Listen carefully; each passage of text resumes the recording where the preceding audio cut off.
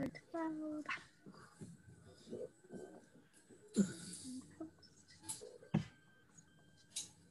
right, you guys should be all set. Great, thanks. Thank you. Have a good night, guys. Good night. You also. You doing, Carlson? I'm doing fine. How's your week going? Good, good. Yep. You're home early. Yeah. Yeah, I made it home a little bit earlier than normal, so. Let's see. Once David joins in, looks like we have a few more people coming in. That's great.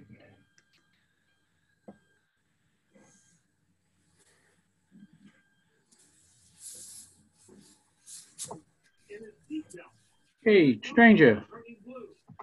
How's it going? Pretty good, and you? Not too bad. Sorry, I've been out of touch recently. Yeah, that's okay. You're a pretty busy guy. Somebody's got to earn a living. Yeah. I'm going to make you host of the meeting right now, okay? What was that? I'm going to make you host. Okay. Let's see.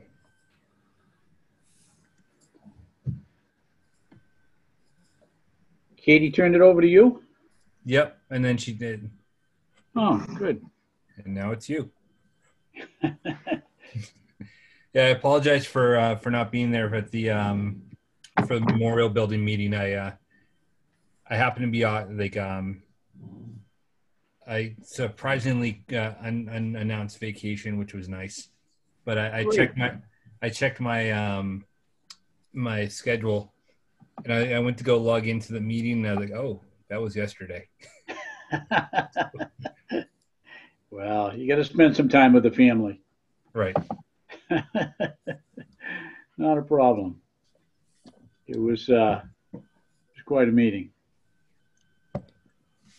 And then the meeting with Jed went pretty good. I guess you were busy that afternoon. The library. Oh, yes. Yeah, that went good. But you had gone over all the stuff with him before. I just kind of confirmed it. Yes. Yeah, no, it's been trying to keep up with the meetings here and work and everything. It's been a little difficult, but I'm back. Yeah, I signed up for a bunch of classes through the senior university at the college, and I haven't been doing too good at keeping up with those either. I just got carried away. I took a writing class through the Duxbury Senior Center, Mm-hmm. and a memoir writing class. It was pretty good. So I've been working on some stuff with them, and they're going to put together a little book that hopefully will be published for the holidays, and I might have a couple stories in it. So Great. It's been a lot of fun. I think you might have to unmute Sherry. I guess. Sherry, okay. Let's see, manage participants. Yeah. It's Janet Hansen. Has to unmute. I got a whole bunch of people muted, and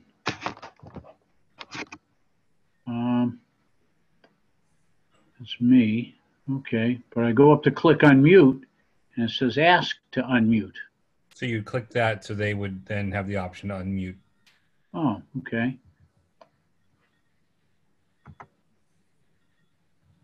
But I've done that to all of them. She should be able to go down and click on her lower left corner on the microphone and unmute herself.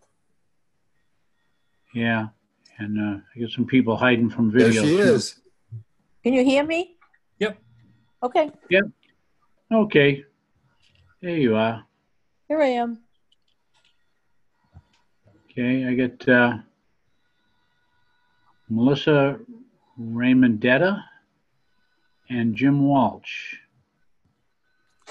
Hi, good evening. This is Melissa Raymondetta. Okay, welcome.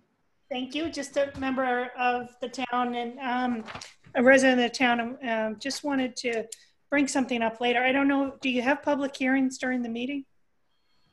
Well, yeah, when we schedule them, but I Okay. always try to take care of our guests first rather than bog them down. If they want to stick around for our regular business, you're more than welcome, but Okay. I like to try to hear from our guests first. Well, yeah, I mean, I'd love to, if you have a second, I'd love to just bring up something that perhaps could be discussed at a future meeting. Well, we could hold on a second. I'm trying to make sure I get Janet. Is Janet out there? Yes. Okay. And let's see, Jim Walsh. Jim, are you out there? Yep, I'm here. Thanks for Okay, thanks great. for having me. Okay, so everybody can hear what's going on. Yes. All right. Okay. Well, Melissa, what's on your mind? Okay, well, what I am here about are a couple of historical areas, in particular, the Tomb Road area, B site, and the Basset site. These are two sites located on lots 6 and 7 of a large development on Route 104 up by Lake Nipponicket. It's land that's owned by Claremont Companies. Yeah. And there are two historical sites. So to make a long story short, from what we understand, they have reached out to the Mass Historical Commission, and there was a memorandum of agreement underway. We don't know the status of that, but we're trying to get a sense of what the protections are for those lots and those sites in the future, because the Claremont is actually building, looking to build on lot 8, which is adjacent to these lots. So that's why we're here, to see if anything within the town of Bridgewater maybe was underway that we weren't aware of. I'm not aware of any official protection of those sites as historic sites or whatever. My dealings with them go back 5, 10 years, and talking with the engineer. If Larry Silver is still involved, I'm sure he would let us know if anything was coming up on that. But Steve, I think you've had some dealings with the Baptist site, right? Yes, I was on the I think it was the planning board meeting, the initial one where they were discussing the site where they're on lot 8 that they're planning on building a warehouse. Yep. Like the Basset site and the Tomb Road, I think are both on lots 6 and 7, I think, which are not being, as of right now, not being touched with the project that they're working on. Yes. And but it is something that I think, from what they said in the meeting before, was that it's something that could, like, down the line, if there's an interest in having that historical record of that, that's something that would need to be addressed if they were ever to consider anything buildable on lots 6 and 7. Yeah, no, in that meeting, and I have a document that was from, I believe it was 2018, where they had done a study, and there was some wording saying that the site, the Tomb Road site and the Basset site were listed. But I don't know. Offhand right now, I don't know how much protection that gives them, unless Okay. we need to, because we don't have them listed in the cultural resources inventory. It's listed on like a architectural, I'm sorry, not architectural, archaeological inventory that I'm still waiting to see the official document, but possibly if we were able to get it onto our cultural resources that might give some more help on giving them a little bit more protection. I see. Okay. Is there anything that we can do as residents to help with this process? I would suggest you stay on top of the planning board. Anytime that comes up at a hearing and so forth, just, we try to stay in tune with that, but in case we miss it, if you could tip us off that something is planned for there. I will try to get a hold of Mr. Silver again, because the last plan that I saw for the area, the Basset site is just west of the Tomb Road, correct, Steve? Yes. Okay. Just to the east of the Tomb Road is an extensive wetlands area. And they had, at one time, they had proposed expanding a detention area for drainage, and they were going to leave the tomb site in the middle of it, protected. But again, I said that was quite a while ago, and I could check with Larry. I haven't spoken with him in a while to see if he is still involved in the engineering on that and what the preliminary proposals are for the area. Okay, that's appreciated. And if as we collect additional information, we will send it your way as well. So thank you very much for a couple of minutes to discuss this. Great. And I think that thank you for bringing it up. And I think, if I remember correctly, sometime this week they're planning a site walk. I don't know if it's the planning board. If you look on the town's website, I think there might be a site walk plan this week.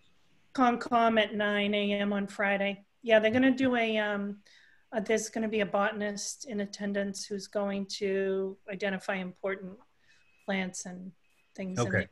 Yeah. Hey, David, this is Carlton. Yes. Larry is the engineer on the project. He's presented extensively on it. Oh, great. It's good to hear. Because he has granted he's being paid by Connie, but he is well aware of our interest in that site. Looks like Janet has a question. Hi. Do we need to tell what our address is like the other meetings at this meeting? You're supposed to say Janet Hanson, 665 Pleasant Street.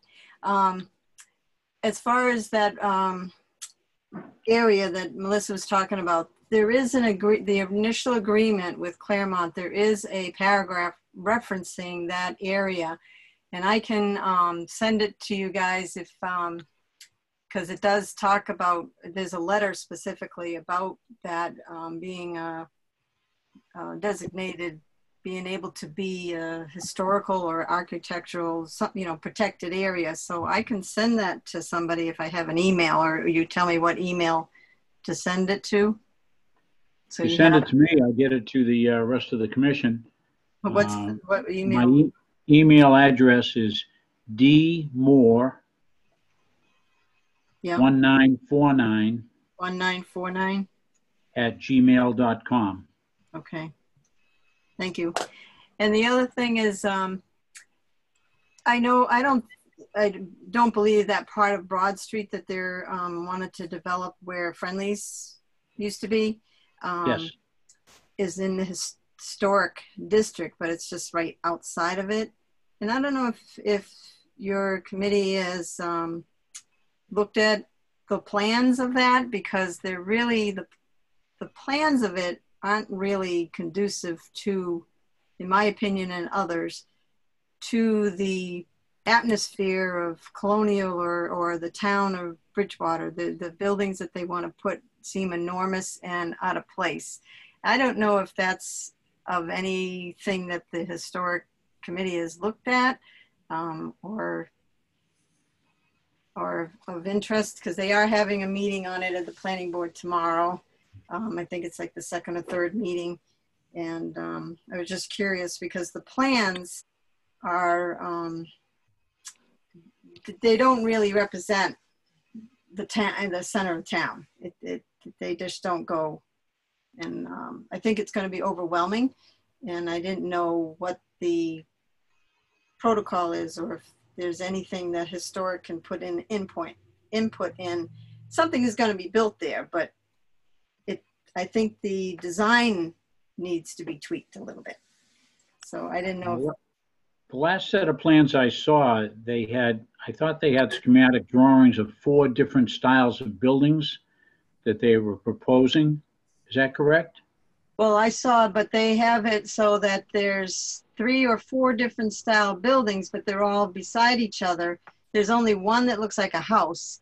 The other 2, they just don't look like they fit there. And first off, I don't even know how that's going to fit there. Plus the drawing, and I pointed that out to them. If you're going to do a drawing, make it look realistic, because Broad Street, they drew Broad Street like it's broad.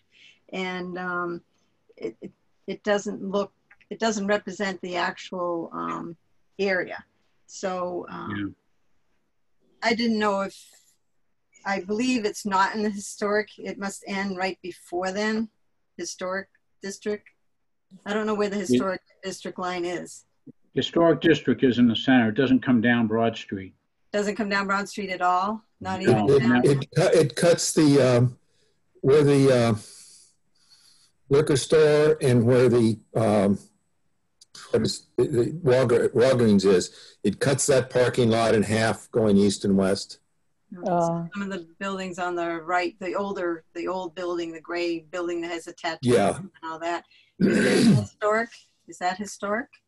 It's I have to look at a detail, but the historic district extends probably down to the, I don't think it extends past the D'Angelo's. Oh, so it doesn't include that old building there that the tattoo parlor's in. That seems that one's in, I believe. Oh, okay. Yeah.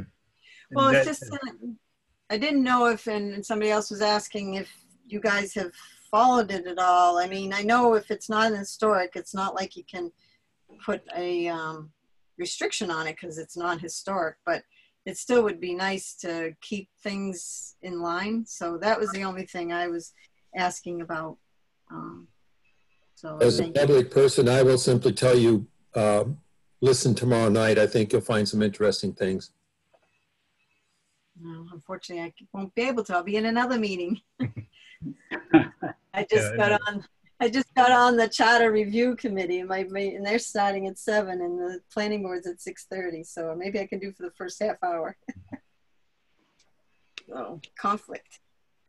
Congratulations stepping up to that charter review committee. They've got a lot of work ahead of them. Thank you. Thank you. I've been there once, so thank you. Thanks. I'll see how it goes. Thank you. Okay. Any other guests want to speak? All right, then we'll move on. David, I will remind you that you do need to open the meeting to make it official. Open the meeting. You have to call the meeting to order. Oh, I'm sorry. Then so we'll call the meeting to order at 6:16. So let me bring up my agenda here. Okay, old business. Well, I had first thing was the update on Memorial Building project, but that's going to be a big one. I think the Kyle, could you speak on the last one, the Community Preservation and Congregational Church, the recent award or proposed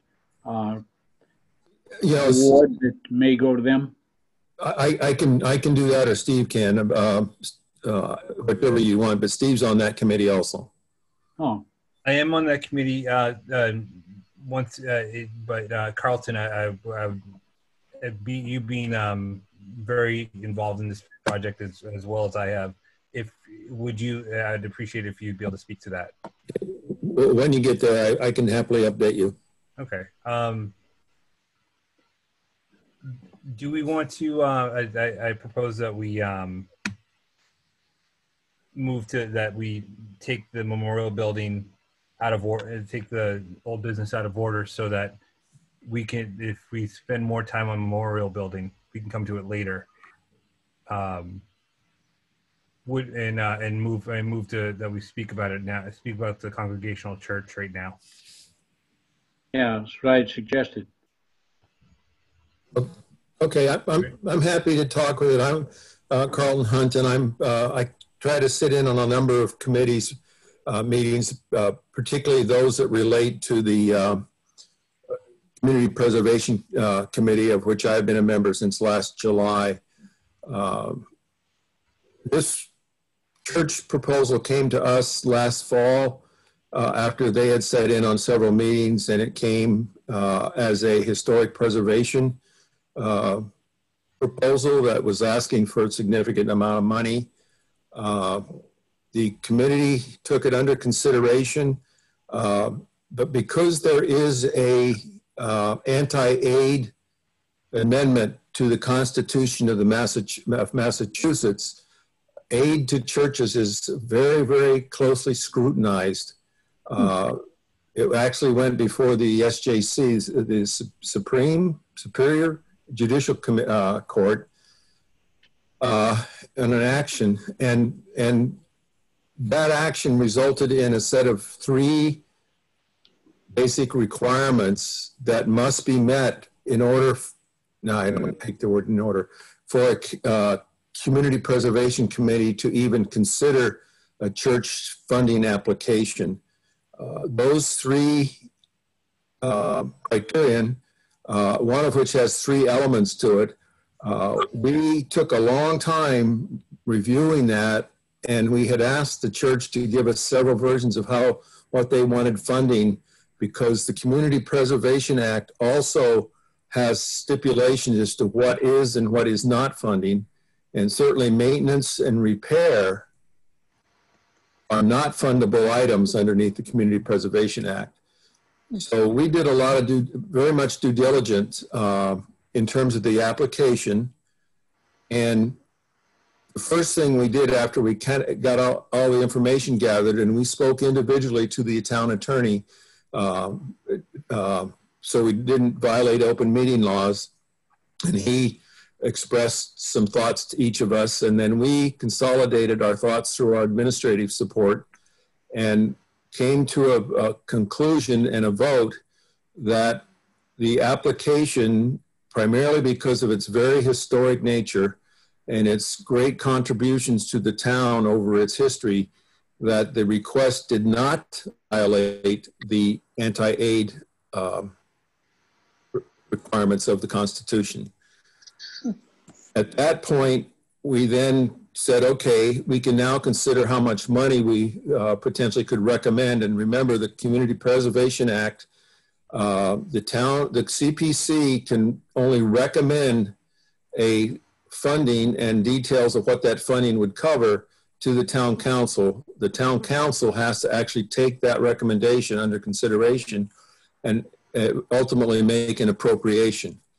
The town council can do one of 3 things. They can accept as recommended, they can diminish the dollar amount, or they can deny completely.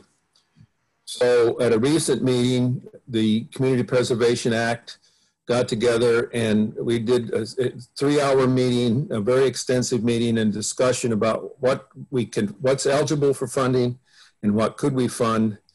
And to make the story a little shorter, we ultimately decided that we would recommend $200,000 from the Community Preservation Historic Fund for specific items that basically were around the restoration of the steeple and its proper condition so that it was held up.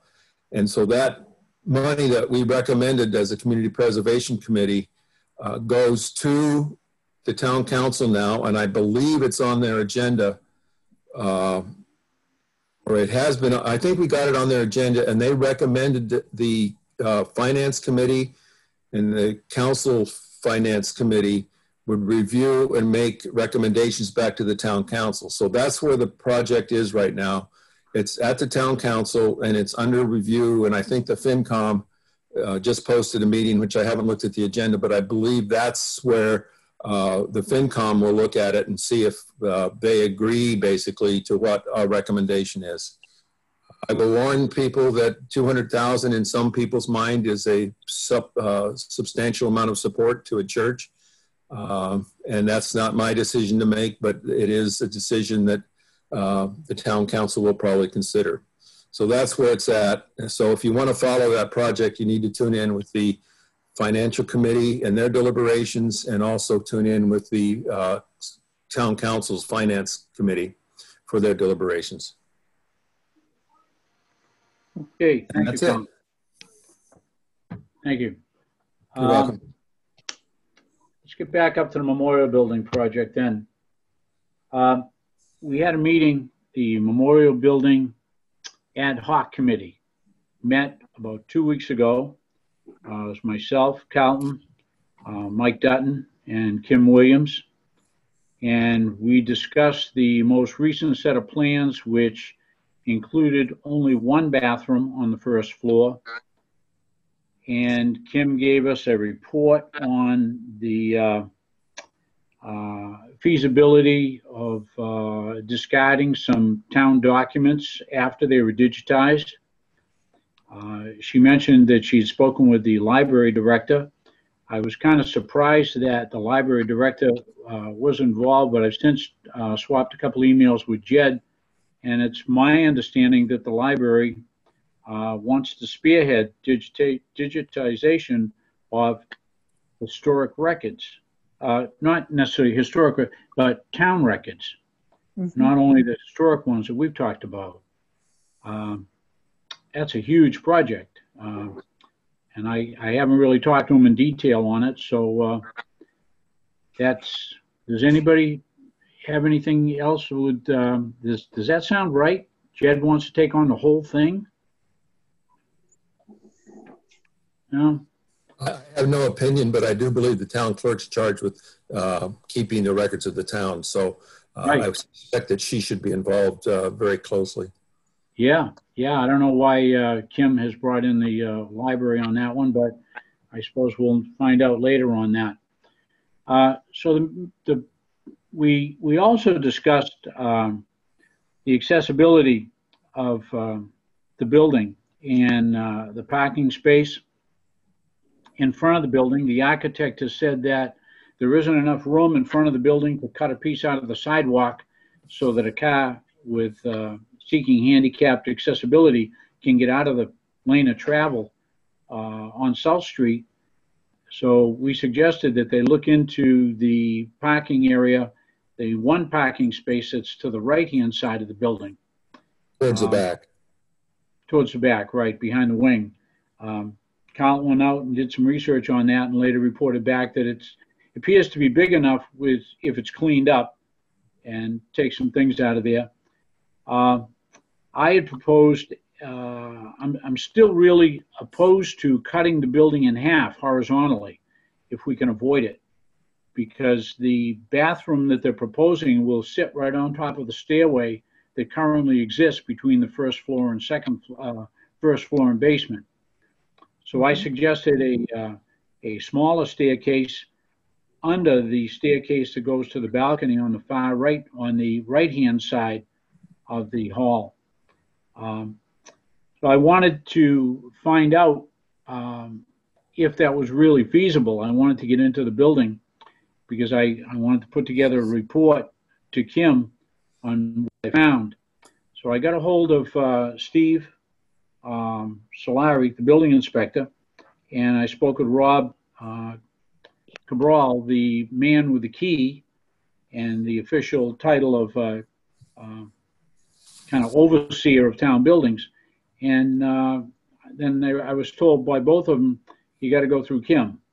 Okay, so I went to Kim and she did okay it, and I was able to get into the building last week. I believe it was last Wednesday or Thursday. And I believe I sent you all an email on what I found. I was shocked at what I found in the building, in that the heating system, the HVAC system that should be controlling the humidity in the building is not functioning, the brand new one. And Carlton, you say we're paying electric bills on that system? We do pay electric bill. I'm chair of the Energy Committee, and we do pay bills on that system to keep it operating and the building properly heated and cooled. Yeah, well, so I reported that to Kim and Mike and everything, but I'm very, very disappointed in what they've allowed to happen in that building. I saw mold, I saw moisture, excessive moisture, carpenter ants, peeling paint because of the moisture. And the mold, I think it'd be safe to say that the mold is getting into the files that are there now. So we're looking at a similar situation as to the mess that we have in the town hall. I sent a memo to the town council and especially the chairman, and I've asked if I could appear at the next meeting.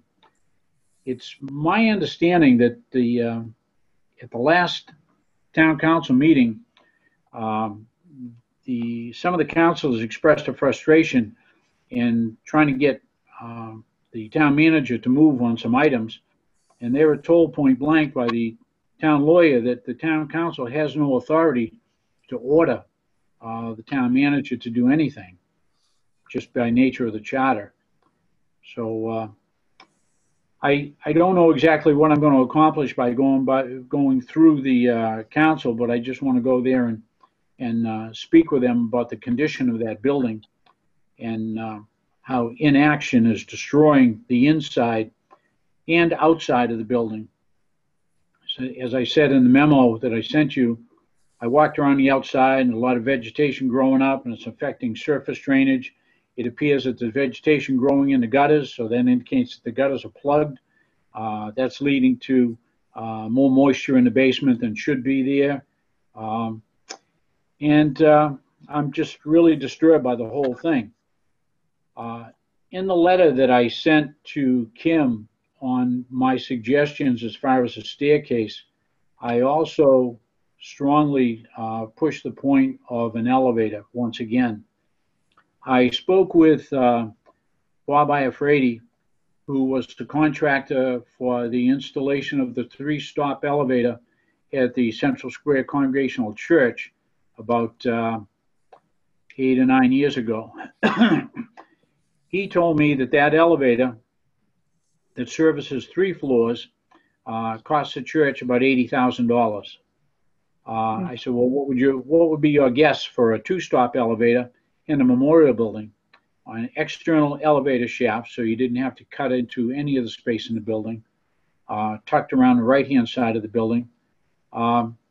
He estimates just roughly anywhere from $120,000 to $150,000. I think that's a drop in the bucket when you're talking a $1.6 million budget for that project. That will eliminate the need for the handicap access going around the back of the building to the basement. While I was there walking around with Steve and Rob, I took a look at that stairway in the back of the building, and I would be very surprised if you could make that radius for accessibility without cutting part of that foundation out. I think you had brought that up, Carlton, when we were looking at the plans originally. Yep. 2 or 3 meetings ago. I'd be very surprised if you could make that radius, but I guess we have to depend on the architect to answer that question. So that's where I am on it. I don't know when we're going to get together again as an ad hoc committee. Kim was supposed to take our recommendations, mine and Carlton's, and our questions back to the architect and have him respond. But I really feel as though it's not effective having her in the middle because she has no construction experience. She's not a construction manager. She's not a consultant. So I think some of the information is getting lost in the shuffle. And I would like to see the architect back with us as soon as possible so we can address these things. But if the town manager and the assistant town manager have it in their head that they're going to cut this building in half horizontally, I don't know what power we have to change their mind.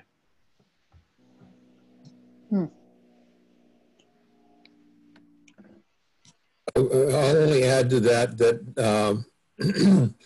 that memo that you provided was copied to the CPC committee, which monitors how the town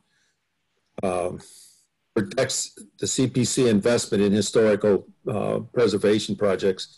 And if they have not done the proper protection of the interior painting and stuff, then I'm not sure that we have any authorities, but I do think we have some level of statement regarding the failure to do that. Well, Colin, protection of CPC investments. CPC contributed a large amount of money to the rehab of the exterior of the town hall, correct? 600,000 or 700,000. And isn't that in a similar state? That's severely in need of paint on all that new trim that was put up. You know, I haven't looked at that building, but yeah, it's not being made. Put it a different way. I don't believe it's being maintained any better than the Memorial Building. You are correct. It's been needing paint for at least 2 years on the windows and doors that we spent so much money on. So we'll probably talk about it in our next CPC meeting because I've asked it to be on the agenda. Yeah, I don't know what we can do with. I don't know where this whole thing is going. I've talked to Ed Valdi about it and tried to impress upon him the need to consider changes to the charter that would empower the council to direct the manager in some way. And I feel it's really ironic because I was so heavily involved in that terrible recall action, and it was because a couple of councils were trying to do exactly that same thing. They were trying to steer the town manager. They were trying to influence him or force him to do things that he didn't want to do. There's got to be a happy medium somewhere. You know, we had councilors out of control. Now we've got a manager out of control. There's got to be a middle of the road somewhere that we can manage this thing.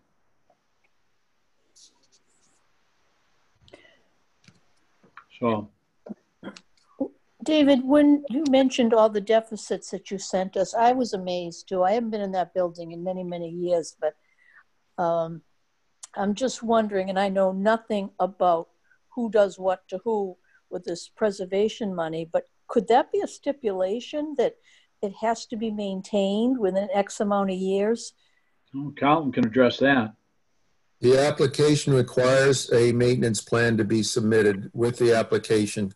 We have been hard pressed to get anyone to actually provide a true maintenance plan, which would be like how frequently you inspect the gutters, how frequently you inspect the foundation, you know, if it's annually or every 2 years. We have pushed very hard, especially for town projects, for that to happen.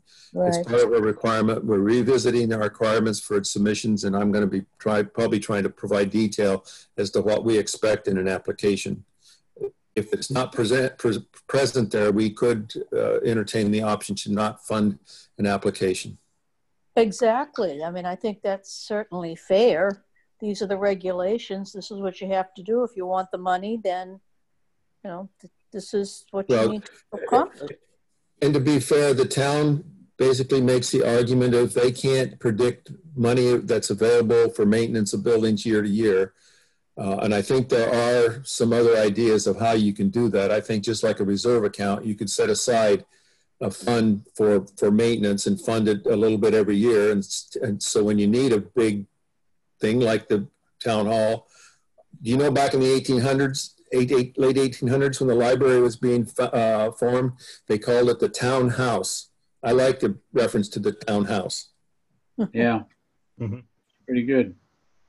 You know, it just seems like this is what the town does, because I noticed it. My son only went to Williams through 3rd grade, but every year it would deteriorate. And I know we had janitors, but it was filthy. And I don't know, it's just a personal complaint, but maintenance does not seem to be high on our agenda. And we all know with homes, you have to maintain them or they don't last.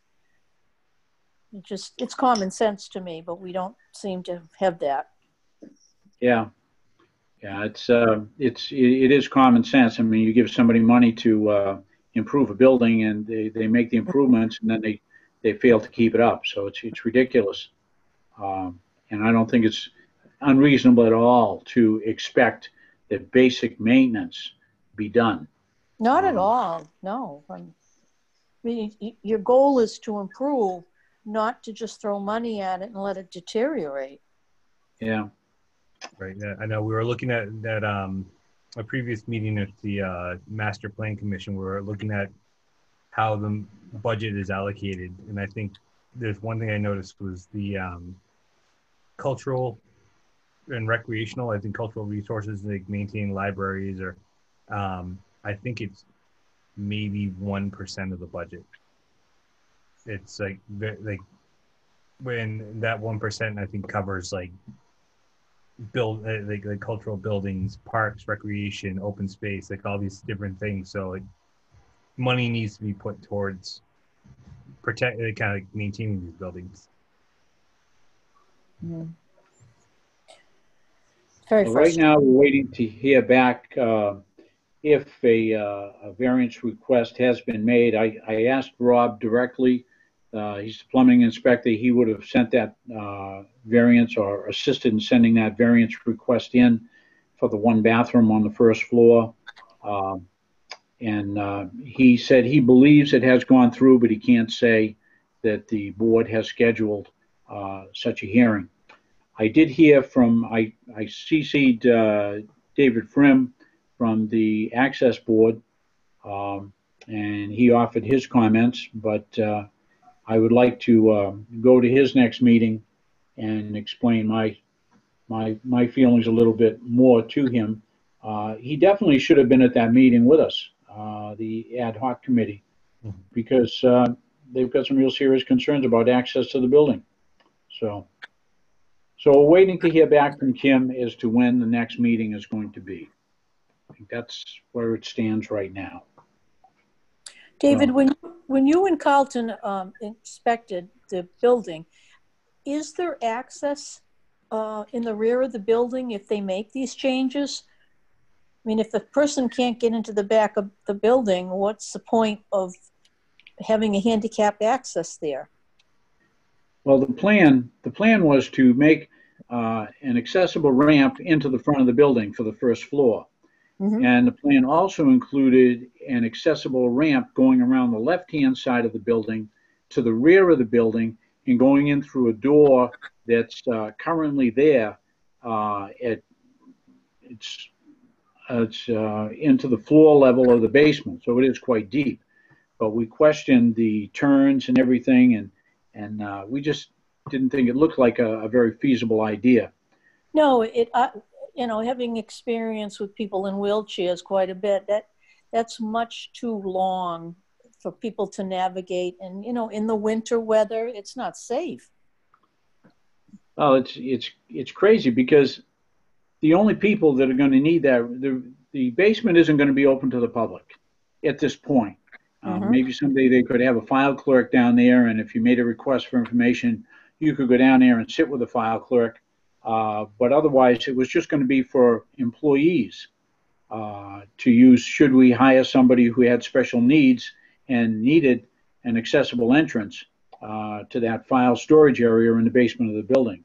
So, but I've always advocated for an elevator. You get in the front door, and once you get in the front door, an elevator could service the first floor and the basement for everybody, and it would eliminate that other entrance from back. So I would agree with that. Yeah, I don't know. When we've discussed it, both Mike and Kim are saying, "Oh, it's going to be very expensive, not only to put it in, but to maintain it and take care of it." Well, Central Square Congregational Church is running on a shoestring, and they've got a 3-story elevator over there, so it can be done.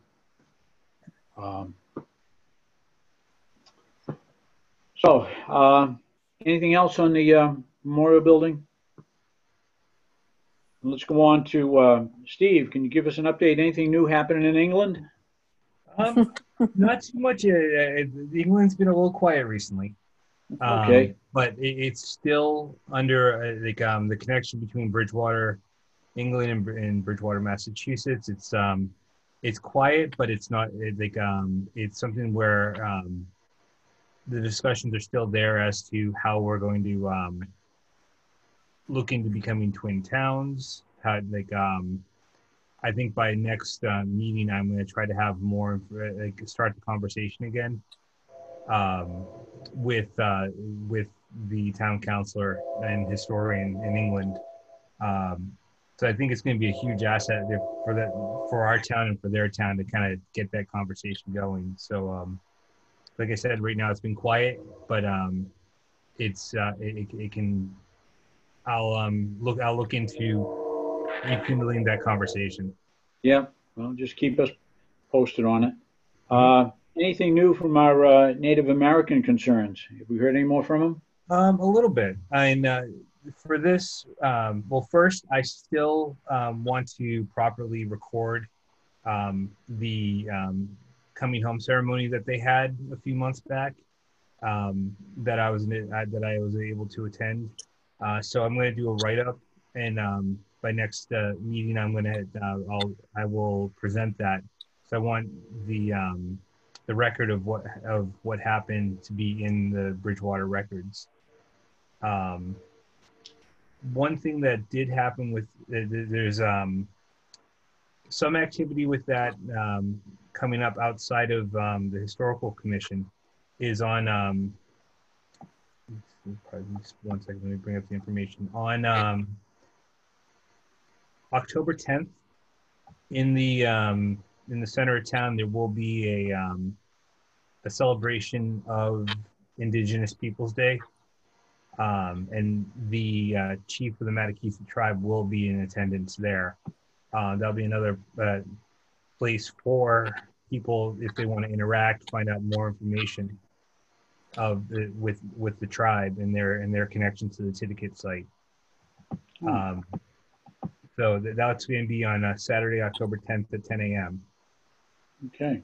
And one issue, this was brought up in the Community Preservation Committee. I questioned if there was any opportunities, if there's any discussions between the Matakeesit tribe and the Conservation Commission or community preservation, something that could tie them into kind of like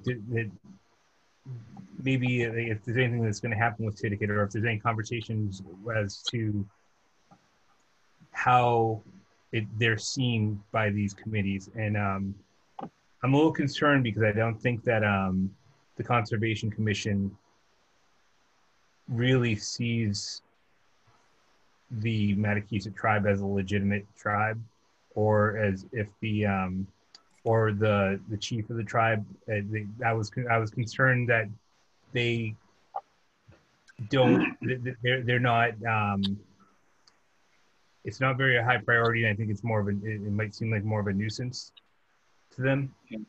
And I am kind of concerned about that. I asked for validation of if the person that they spoke to was the person who was at that who presented to us a few meetings back, and I haven't had that confirmed. But I'm a little concerned that there's the tribe's involvement seems a little controversial to the Conservation Commission. Yeah. And I want some clarification on that. I was speaking with one of the members of the Conservation Commission, I believe it was either Friday or Saturday, and he was telling me that the commission is struggling for membership.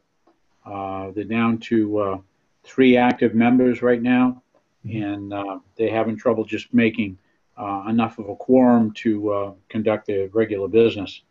So I can see where they might not see it as a priority when they're struggling for survival at this point, but it is an important issue.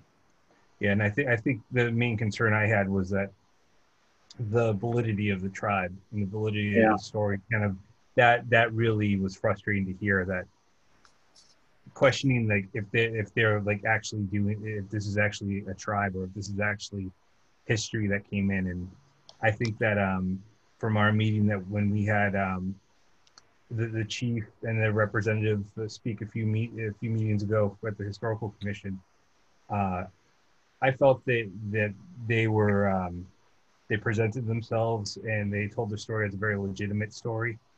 So to hear that it was the questioning the legitimacy of them was very frustrating and disappointing. So I think that's something that we need to. I'm going to make sure that my recording of what happened a few months ago is in our records. But I think it'd be a disservice to history and the tribe if we questioned their if they existed actually. Okay. Any other comments on that? Okay. Moving on to new business. I don't want to drag it out too long, but at the ad hoc meeting, the Memorial Building ad hoc meeting prior to the last meeting, it was suggested, Mike Dutton suggested that we meet with the library director, the new library director, and discuss the possibility of utilizing some area in the library for a display of historic artifacts, for secure display. We set up a meeting. Steve and I did. I guess, Steve, you got detained or you got tied up trying to make a living. And we did have it. Jed and I did get together, and we pretty much discussed, well, going back one meeting, at that Memorial Building meeting, was suggested that we go to the trustees. So Steve and I went to the trustees, and although we were guests, I gave up waiting after an hour and a half, and I got to give Steve a pat on the back because he stuck it out and waited longer and was able to speak with them. And he was the one who set up the meeting with Jed and I. And at the meeting that Jed and I had, we talked about historic display area in the library. And Jed would like to see the lobby outside of the meeting room in the lower level. He would like to see some display cases, some things hanging on the wall, but he would like to see a rotating display from the Historical Commission in that area. Of course, we need a lockable display case, one or two of them if we get them. And I suggested that he contact Orson Kingsley at the college to see if they had any that they may have stuffed in storage or whatever. I spoke with Bob Wood about it, and he's willing to contribute some of the historical collectors funds to purchase one or two display cases, or as many as we can for the money that we have, so we can get this display up and running. Jed is very eager to get going on scanning historic items and making them available on his website. I think once his website gets up and running, it's going to be pretty neat. So I suggest that all of you pay attention to the library website and keep an eye out for it, because he's got some great ideas of things to do at the library. I did, at the last Memorial Building meeting, Mike Dutton asked if we had that meeting, and I was upset at the time, and I said, Mike, any display of historic artifacts by your plans with what you want to do in the Memorial Building is irrelevant. It just doesn't work. So we're going to focus on the library right now, and we'll deal with those other issues later. So that's where we stand with the library director. But I strongly suggest you keep an eye on their website and keep an eye on Jed, because he's got some neat ideas, and I think he's going to be really great for the town. That's Steve, good. you spoke also. Want to add anything to that, Steve? No, I think that when I spoke to them at their the library trustees meeting. The trustees and the director of the library were very receptive to exposing the history more. It was just a matter of how to do it safely so that the items are secure.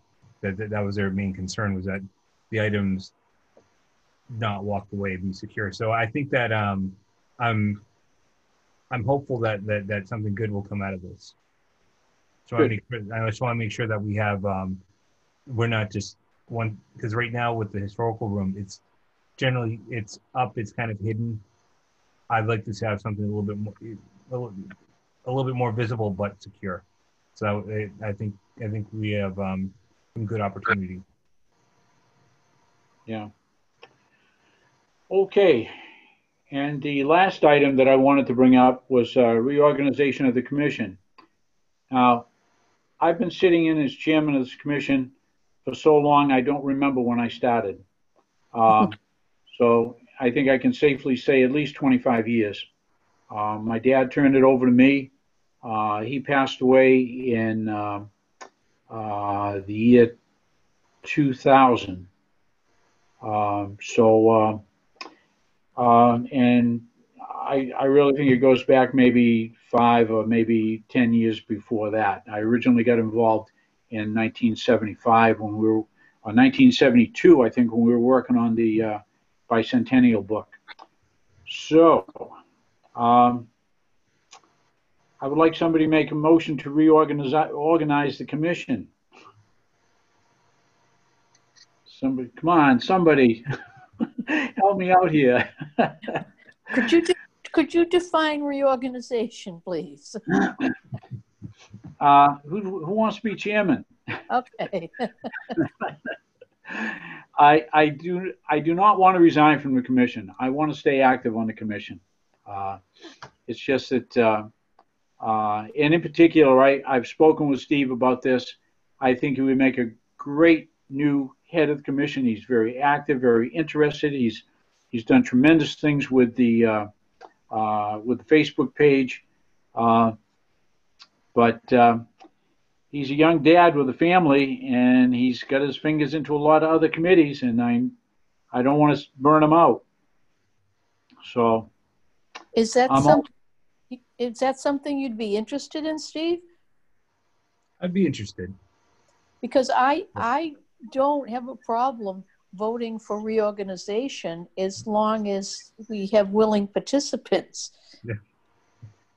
Because I get drafted into a position with self-help that I'm still in because I'm committed, but when they change things, I know what happens.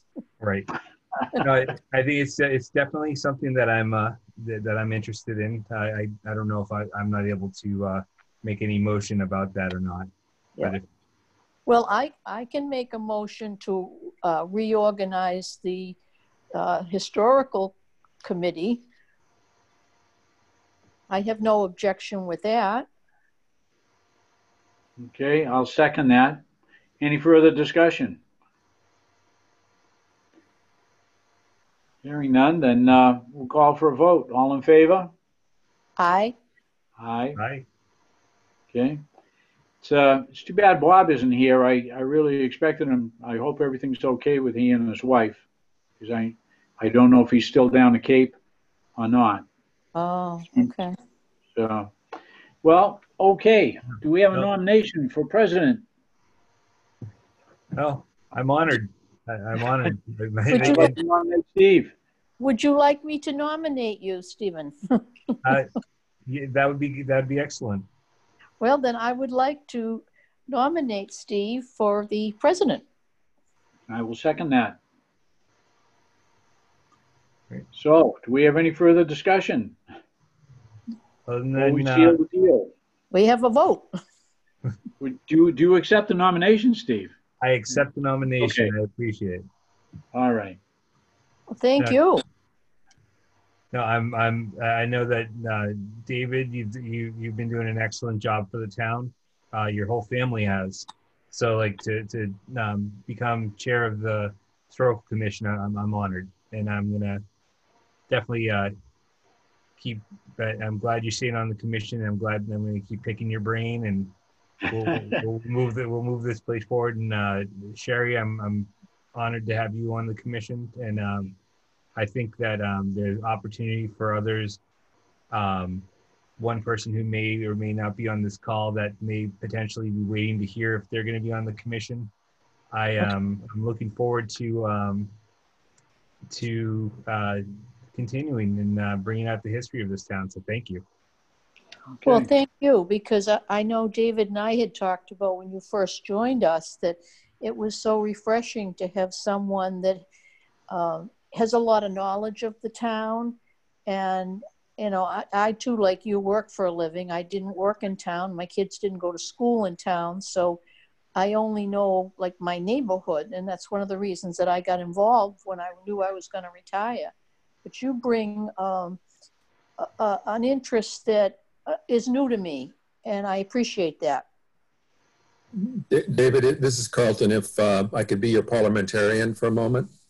Sure. You need to close the nominations and then take a vote. Have a motion and then take a vote. I thought we just did. I didn't hear a motion to close the nominations. Okay, we can close the nominations. There's no further discussion. I would like to call for a vote. All in favor of Steve being the next chairman of the Bridgewater Historical Commission, say aye. Aye. Aye. Opposed? Then it's a vote. Congratulations, Steve. Thank you. Okay. Does he get a gavel? Give him the gavel, David.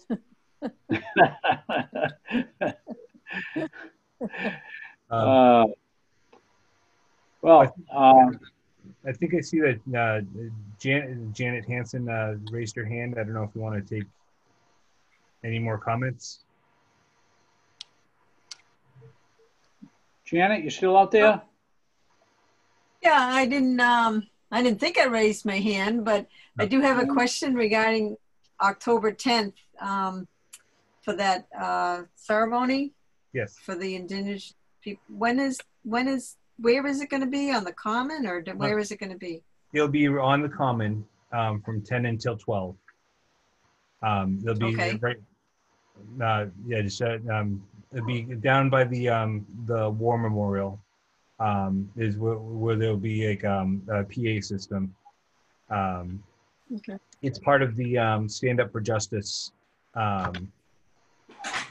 rallies that have been being held for throughout the last few months.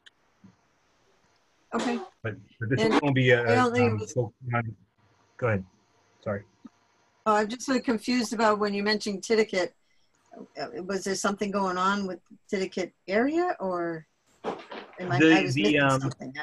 Well, the connection between Tiddicate and the Indigenous people, the chief of the Matakeesit tribe, who spoke at our historical commission a few months back. Matakeesit tribe has history with the Tiddicate site, and where that's the documentation. That's where their people are from. That's where they're and so that's the connection. The last time they had a presentation in the center of town, they also had an additional ceremony at the Tiddicate site. But for October 10th, it's just in the center of town. All right, thank you. You're welcome. Okay, we've got another hand that popped up. Melissa, do you have something to add? Yes, can you hear me okay? Sure. Yeah. Thank you. So I just had a thought with regard to the library and the display of the historical items, because, you know, I've been there, my daughter's been there in the kids section, and I've wandered around and I found that wonderful display case and looked through it. And you had said that there's a new director of the library. Is there a way that you can combine the kids programs that they have on weekends with the historical displays to raise interest in the kids and also the parents who are bringing them down to the library, because I've noticed that the kids programs have really ramped up there. And those historical cases are very interesting. So it's just a thought, just an idea, and perhaps something you've already discussed, but I just wanted to put it out there. Oh, it's a great idea. No, yeah.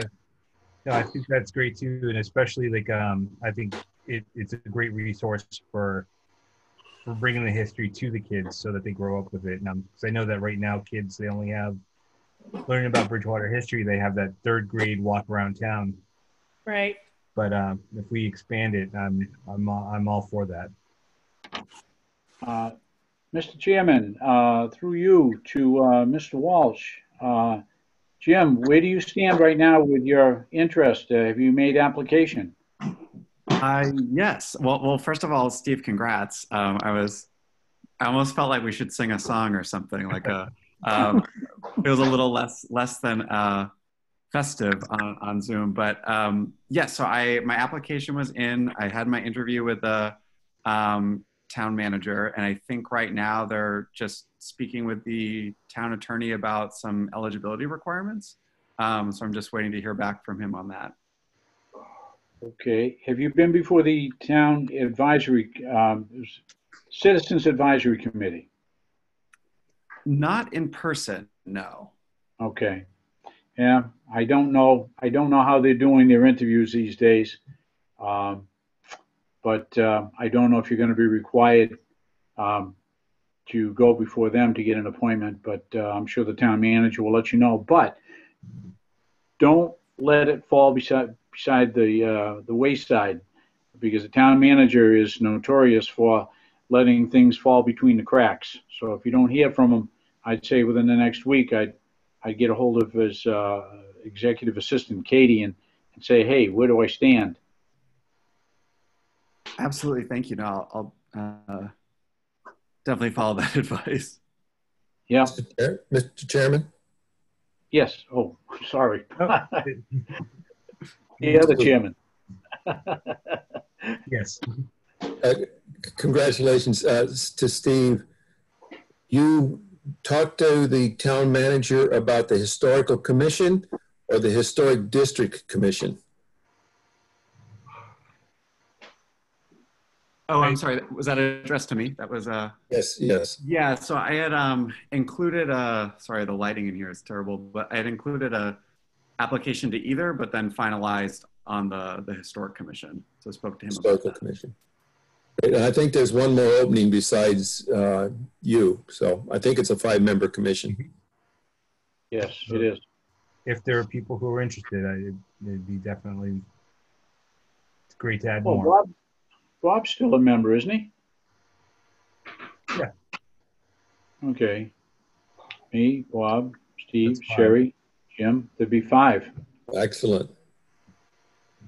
So, And, I just want to make sure that we're not missing Pat. I don't know, Pat, you've had your hand raised. Do you have a comment? Yes, I'm sorry I missed the beginning of the meeting, and thank you for recognizing me, and congratulations, Stephen. Thank you. I apologize if you've already discussed the item that I wanted to bring up, because I was just tied up and couldn't get here in time. But I'm concerned about the public hearing tomorrow regarding the Broad Street development.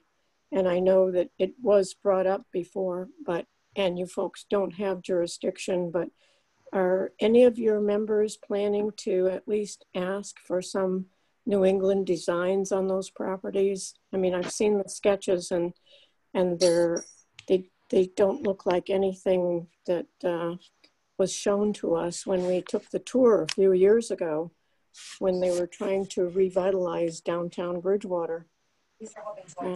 Person in this photograph at around 3:50. I'll most likely be sitting in on that meeting and asking a few questions. I did look at the plans and I did have the same concerns. That he was selling back. It's a kind of 3 different, You're not sure kind about of 3 or 4 different housing styles. But with any videos, I think that we can almost speak only as a resident. We're getting a feedback from somewhere. It's a tragedy that took place.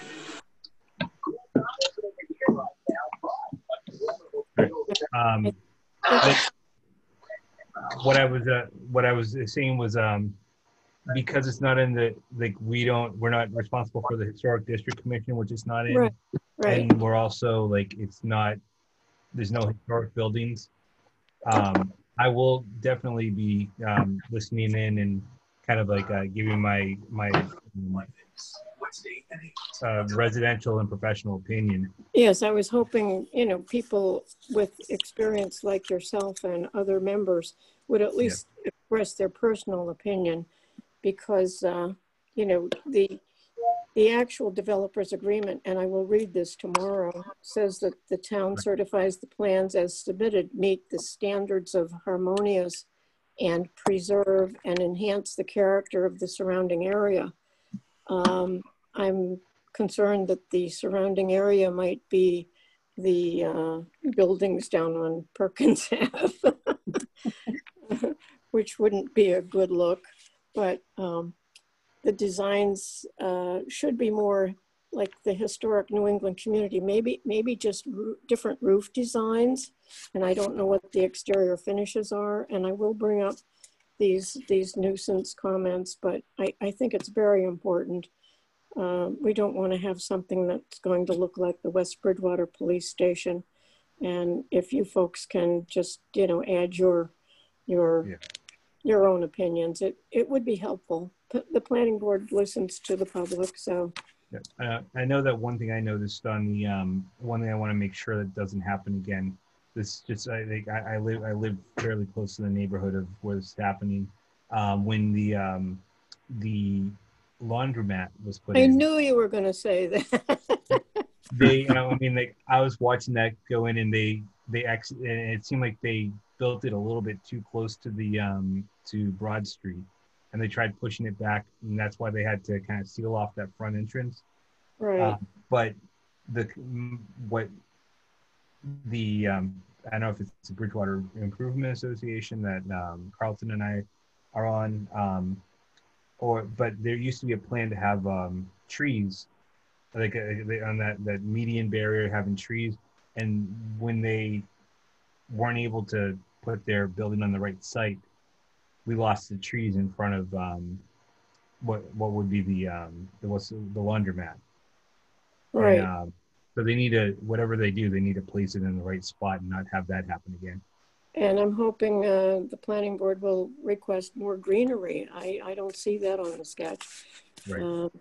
I think, well, maybe we can just influence them in some way, and hopefully they'll listen. And thank you for listening to me. Carlton? Thank you. Steve, okay, Carlton was first. No, you're a committee member. Okay, just as a point of information, in the last year, I've spoken with the developer and with the chairman of the planning board, and offered a suggestion that they take a look at the structures that are down in Middleborough. If you go down 28 and you come to the lights just before the Dairy Queen, you take a left into Middleborough Center. On the right-hand side, as you're going into the center, there's a couple large residential structures that have been built. And I think they're quite attractive. And I think a building of a similar design may look better than some of the proposals that they have submitted. And both parties said they would look into that. I don't know if they ever did. But one other thing, Perkins Foundry is under agreement. They're working out some details with some defective deeds. So that's a piece of property that's going to go probably in a similar manner as what they're proposing on the upper part of Broad Street, closer to town, with retail on the first floor and residential on the upper floors. But that is a very big piece of land there. So it goes behind Midas Muffler, the pizza place, the houses, and it comes back on Broad Street by the river. So there's a tremendous potential for good and eyesores. So we're going to have to stay on top of that.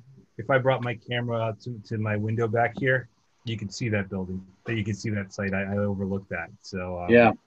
it's I think that one is definitely going to be something, that being one of the oldest operating business in town. That's something that the historical commission will definitely need to be involved in. Yeah. And I think that's, Steve, is that not listed in the historic, I forget what it's called. It's an industrial district, and I think that's included in that. It is. Yes, it And is. if that's Yes. the case, the historical commission will have a lot to say about it. Yes. To the other folks' comments, please tune into the meeting tomorrow night. I've already submitted at least 2 written sets of comments regarding some of the things you raised. I do know, because I have reviewed it, there is a new developers agreement that is a little simpler to read, but people need to be aware of that. And I'm hoping that tomorrow that they will actually read that new developers agreement into the record. But stay tuned and keep up the good points that you're making, because several of those points are points I made about how it doesn't comport with our central business district zoning. Sounds good. Thank you.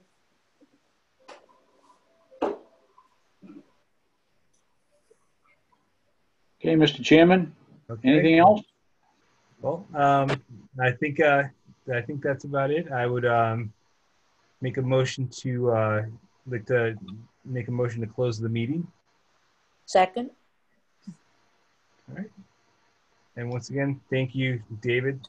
I think hopefully you're leaving this. We're putting this into good hands.